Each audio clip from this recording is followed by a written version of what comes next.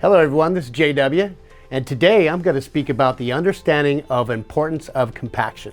Compaction of subgrade materials is crucial to a successful installation. Compaction in synthetic turf is accomplished by vibrating, tamping, and rolling imported aggregate materials.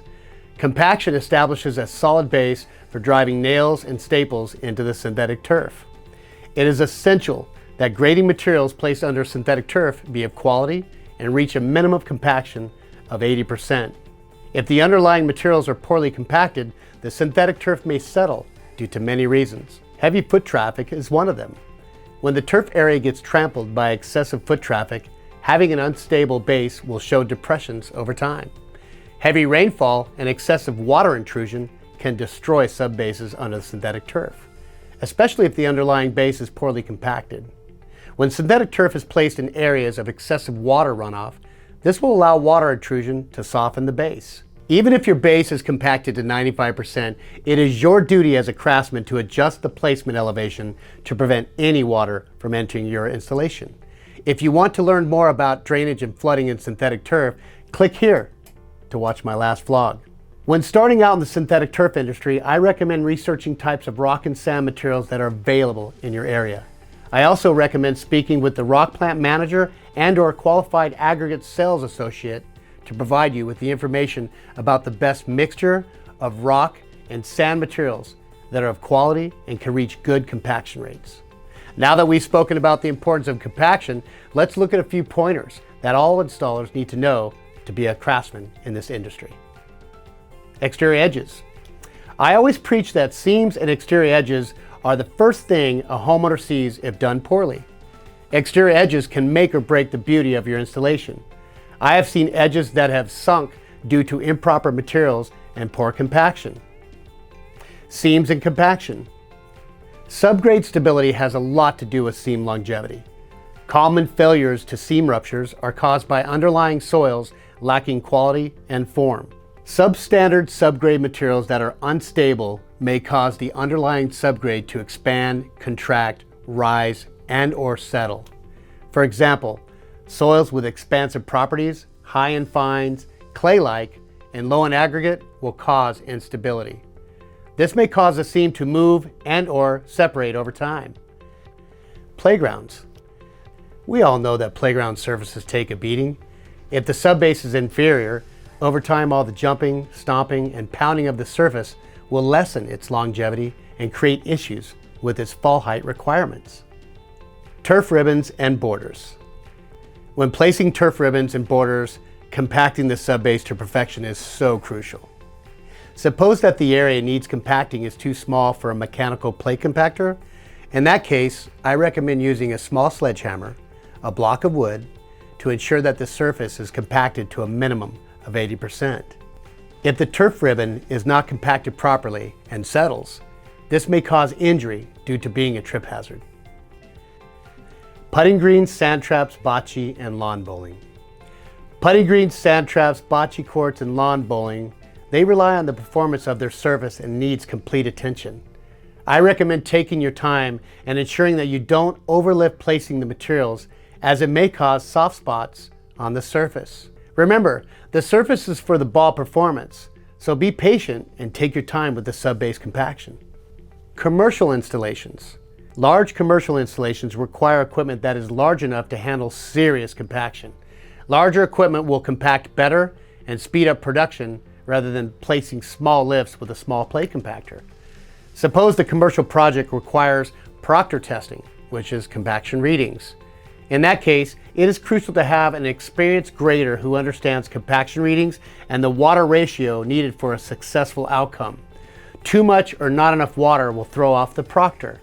The proctor compaction test is a laboratory method of determining the optimal moisture content at which a given soil type will become dense and achieve its maximum dry density. Pet turf areas. When installing pet turf areas, you must have proper drainage.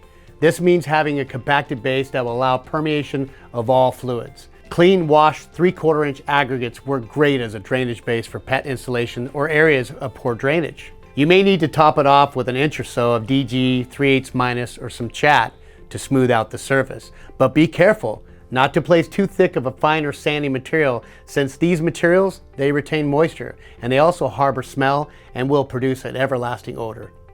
Compaction tools and machinery. A plate compactor is a mechanical compactor that has a flat steel bottom that slides on the surface while compacting. This is a must for all synthetic turf installations. You can rent a mechanical compactor from most rental facilities. A hand tamper is a compaction tool that is used for all edges that a mechanical plate compactor cannot reach. It is also useful for compacting sidewalls or slopes and sand traps for putting greens.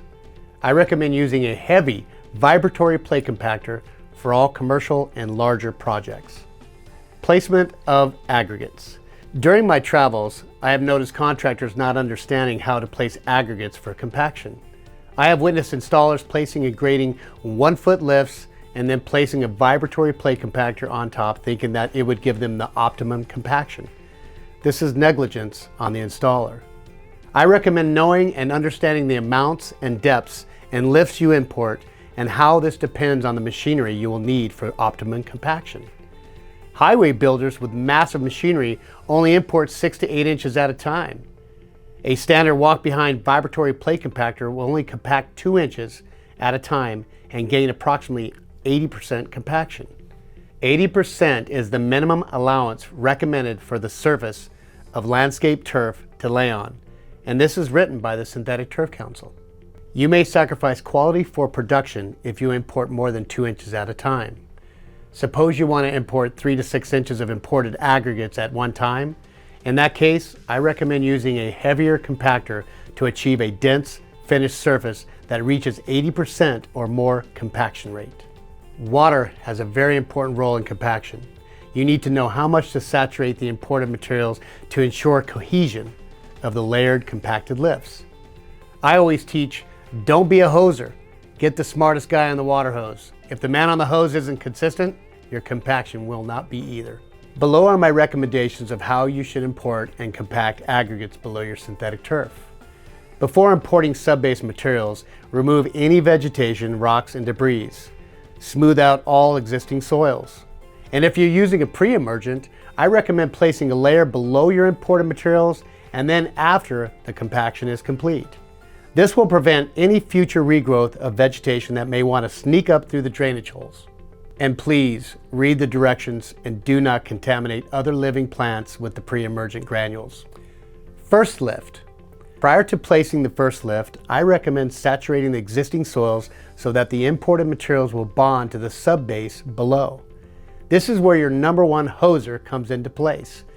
Import approximately 2 to 3 inches of chosen aggregate materials and smooth them out evenly.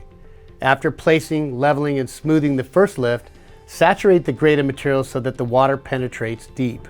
Do not flood at all. I recommend that you allow the soaked areas time to penetrate deep prior to compacting. This will create a top crust for the compactor to ride on while the material below is being compressed.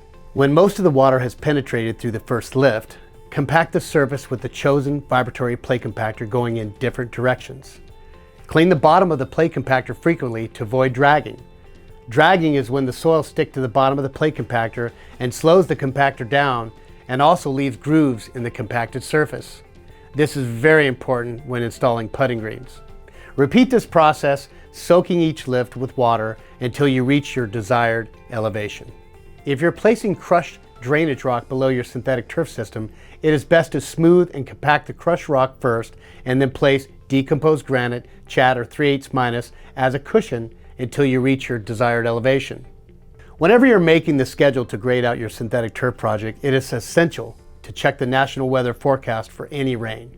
If you get to the point where your project is all graded and a major storm passes through, not only will it disturb compaction rates, but you may have to remove and replace the newly placed imported materials due to excessive flooding.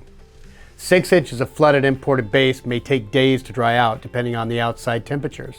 Most imported materials that receive extensive amounts of water will cause separation between the aggregates and the fines and can no longer be used.